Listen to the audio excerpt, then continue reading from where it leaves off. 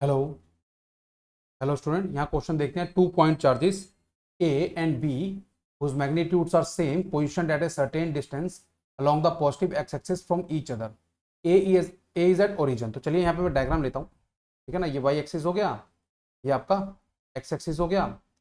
एक चार्ज यहाँ पे है, ठीक है, A ओरिजिन पे है, ठीक है। मैग्नीट्यूड सेम है, यानी कि ये भी Q ले लेता हूँ मैं, और एक पार्टिकल यहाँ पे B है, उसका मैग्नीट्यूड भी कितना है, Q है, ठीक है। अब उन्होंने बोला है इलेक्ट्रिक फील्ड स्ट्रेंथ और ए से जो डिस्टेंस है, यानी कि एक्स एक्सिस पे ओरिजिन से जो डिस्टेंस है ना, वो एक्स ले लिया गया है, ठीक है। और इलेक्ट्रिक फील्ड और एक्स के वर्सेस ग्राफ बनाया गया है। इलेक्ट्रिक फील्ड यानी E is taken positive if it is along the line joining from A to B, यानी कि अगर इस तरफ की डायरेक्शन है नेट इलेक्ट्रिक फील्ड की किसी पॉइंट पे, ई अगर ई इस तरफ है तो उसको हम पॉजिटिव लेंगे। अगर इलेक्ट्रिक फील्ड की डायरेक्शन इस तरफ है तो उसको हम क्या लेके चलेंगे, नेगेटिव। ये बात क्लियर है। अब ग्राफ से ये डिसाइड किया जाता है, इन चार ऑप्शन में से एक बताने हैं। तो चलो वन बाय वन देखते हैं, वन बाय वन हम समझते हैं कि कौन सा ऑप्शन हो सकता है। चलो मैं मानता हूँ पहला ऑप्शन ए लेते हैं, यानी कि ए पॉजिटिव है बी नेगेटिव है। तो अगर मैं इसको पॉजिटिव कर दूं और इसको नेगेटिव कर दूं, ठीक है, अगर इसको पॉजिटिव कर दूं इसको नेगेटिव कर दूं, तो एक बीच का मिड पॉइंट लेता हूं, मिड पॉइंट से मिड पॉइंट ले लेता हूं मैं, इसको सी कर देता हूं ना सेंटर। तो ए और सी के बीच में, ए और सी के बीच में जो पॉजिटिव चार्ज है उसके कारण इलेक्ट्रिक फील्ड कैसे बनेगी, ई ड्यू टू प्लस क्यू इसी तरफ होगी। माइनस क्यू के कारण कैसी बनेगी, वो भी इसी तरफ बनेगी, ई ड्यू टू माइनस क्यू, है ना। तो ये ऐड हो जाएंगी।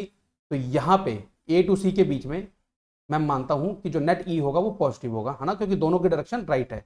अब सी से बी के बीच में देखते हैं, सी से बी के बीच में भी जो प्लस चार्ज है उसके कारण इलेक्ट्रिक फील्ड इस तरफ होगी, ठीक है। नेगेटिव के कारण भी इलेक्ट्रिक फील्ड इस तरफ होगी, ये बात भी क्लियर है। तो सी से बी के बीच में भी इलेक्ट्रिक फील्ड पॉजिटिव डायरेक्शन में है। तो हमें जो मेन ग्राफ दिया है ना, उसके अंदर इलेक्ट्रिक फील्ड इंक्रीज डिक्रीज जरूर कर रही है, बट वो है पॉजिटिव। बात क्लियर है। यानी कि ये कहा जा रहा है कि ए और बी के बीच में हर एक पॉइंट पे जो इलेक्ट्रिक फील्ड है, नेट इलेक्ट्रिक फील्ड है, वो पॉजिटिव डायरेक्शन में ही होगी, यानी कि राइट डायरेक्शन में। बात क्लियर है। तो यहाँ पे वो पॉसिबल हो रहा है। अपार्ट फ्रॉम दैट हम देखें अगर ग्राफ में, ऊपर देखिए जो ग्राफ क्वेश्चन में दिया हुआ है, वहां पे ये जो ग्राफ है वो x इक्वल टू 0 पे ऊपर टच कर रहा है ना, इन्फिनिटी। बात समझ रहे हो। यानी कि x इक्वल टू 0 पे इलेक्ट्रिक फील्ड कितनी जा रही है, इन्फिनिटी जा रही है। तो जा रही है ना, यहाँ पे देखो, अगर आप एग्जैक्टली प्लस क्यू जो ए चार्ज है ना, जो पॉइंट चार्ज ए है जिसका मैग्नीट्यूड मैंने प्लस क्यू लिया है, सॉरी क्यू लिया है बट वो पॉजिटिव मैंने माना है, उसके बिल्कुल अगर ऊपर देखोगे आप, ध्यान से देखो डायग्राम में बना रहा हूँ ग्रीन कलर से, बिल्कुल ऊपर यहाँ पे देखोगे तो यहाँ पे इलेक्ट्रिक फील्ड इंटेंसिटी इन्फिनिटी होगी। और यहाँ पे भी एग्जैक्टली बी के ऊपर अगर आप देखोगे तो वो भी इलेक्ट्रिक फील्ड इंटेंसिटी इन्फिनिटी होती है, किसी भी चार्ज के जस्ट ऊपर। क्यों? क्योंकि इलेक्ट्रिक फील्ड का रिलेशन क्या होता है, वो होता है के इंटू चार्ज जिसके कारण फील्ड बन रही है डिवाइडेड बाय आर स्क्वायर। तो अगर बिल्कुल उस चार्ज के ऊपर देखोगे तो आर जीरो लेते हैं और इलेक्ट्रिक फील्ड आपकी इन्फाइनाइट हो जाती है। तो यहाँ पे सब कुछ सेटिस्फाई हो रहा है, ऑप्शन ए आपका आंसर 100% हो सकता है। बट अब चेक कर लेते हैं क्विकली, बी सी डी भी अगर हम चेक करें तो क्या पॉसिबिलिटी बनती है। तो चलिए मैं रेस करता हूँ, ठीक है। ऑप्शन ए हमारा आंसर होना चाहिए, ये बात क्लियर है, बट बाकी ऑप्शन भी अगर चेक कर लेते हैं तो मैं थोड़ा सा इरेज करता हूँ यहाँ पे पार्ट, ठीक है, और एक बार चेक करते हैं। चलिए मैं पार्ट बी सॉल्व करने जा रहा हूँ। कौन सा part? Part B. Part B में बोला ए और बी दोनों पॉजिटिव हैं, तो अगर ए को भी पॉजिटिव ले लूँ और बी को भी पॉजिटिव ले लूँ, ठीक है, तो आप याद रखिएगा सेंटर पे यहाँ पे जो नेट इलेक्ट्रिक फील्ड आएगी दोनों की अपोजिट डायरेक्शन आएगी, है ना। तो नेट फील्ड जो यहाँ पे आएगी दोनों की, मतलब दोनों, ए पॉइंट चार्ज के कारण बी पॉइंट चार्ज के कारण, दोनों के कारण जो इलेक्ट्रिक फील्ड इंटेंसिटी होगी सी पे वो सेम होगी मैग्नीट्यूड में और अपोजिट होगी डायरेक्शन में। तो जो नेट आंसर आएगा वो जीरो आएगा। बात क्लियर है। वो नेट आंसर क्या आएगा, जीरो आएगा। और ए से सी के बीच में देखें, ए से सी के बीच में देखें, ठीक है, ए से सी के बीच में देखें तो ए चार्ज के कारण जो इलेक्ट्रिक फील्ड आएगी वो इस डायरेक्शन में आएगी, ठीक है।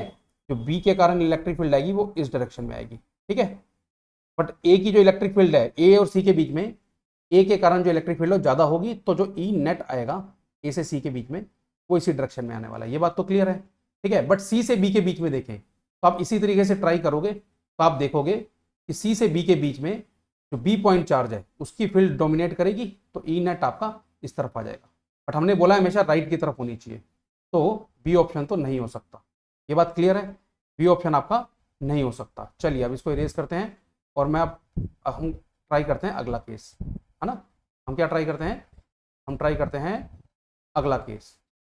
चलिए, अब इन्होंने कहा है सी पार्ट में कि जो चार्ज आपका ए और बी दोनों नेगेटिव है, यानी कि ए पे भी माइनस क्यू है, बी पे भी माइनस क्यू है। बात क्लियर है?